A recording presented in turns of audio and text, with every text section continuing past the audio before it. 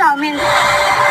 Pero, iba pa rin yung saya kapag kasama mo yung tunay mong pamilya. Shh! Hana. Napakabuti mong tao. Kahit gusto mo na siyang ipamigay. Hindi ka rin pati